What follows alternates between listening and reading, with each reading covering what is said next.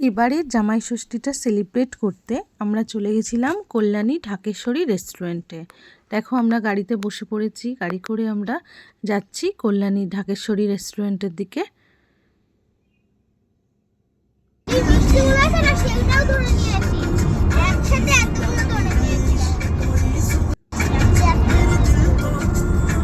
রেস্টুরেন্টটা খুব ভালো লাগে, ওর খাবারগুলো খুব ভালো লাগে, তাই জন্য ওখানেই গেছিলাম আমরা।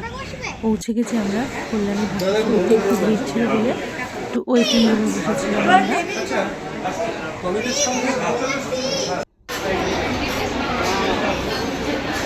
তারপর দেখো ফাইনালি টেবিলটা ক্লিন করে দিল আমাদের, আমরা বসে পড়লাম। অনেকেই এখানে জামাই ষষ্ঠী সেলিব্রেশন করতে এসেছিল, তারপর সানডে ছিল, সানডের জন্য অনেকে এসেছিল। এবার আমরা ফাইনালি বসে পড়েছি। এটা হচ্ছে রেস্টুরেন্টের বাইরের পিকটা এরকম। এই ঢুকতেই এর সামনে রিসেপশন থাকে এখানে। বসার জায়গাগুলোও খুব দারুণ। এরকম আমরা সোফায় এরকম বসেছিলাম।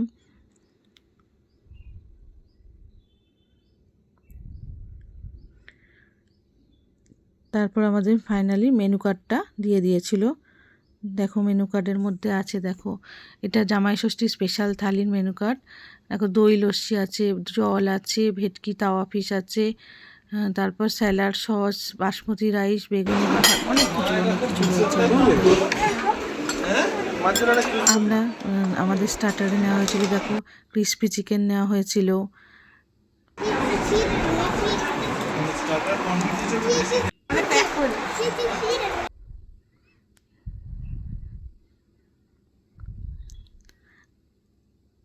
এটা যেটা ক্রিসপি চিকেনটা দারুণ দুর্দান্ত টেস্ট ছিল।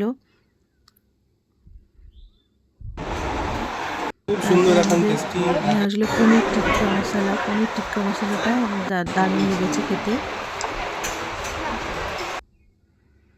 দারুণ খেতে। তারপর হচ্ছে বাটার নান ছিল, ওটাও ভালো ছিল। নুডলসটাও ভালো ছিল। গার্লিক চিকেনটাও দুর্দান্ত ছিল। এই যে আমাদের চাইনিজ চাউমিন খেয়েছিল সে।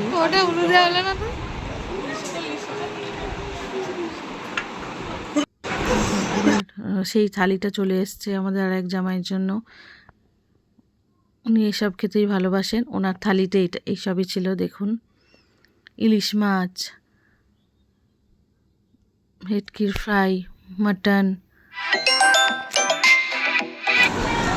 ডাল, চাটনি, তারপর এটা একটা পোলাও টাইপের ছিল, ড্রাই বেগুনি বাহার ছিল, ভেটকির ফিলে ছিল, পাঁপড় ছিল, মাটন ছিল, অনেক কিছু ছিল, মিষ্টি ছিল, পান ছিল।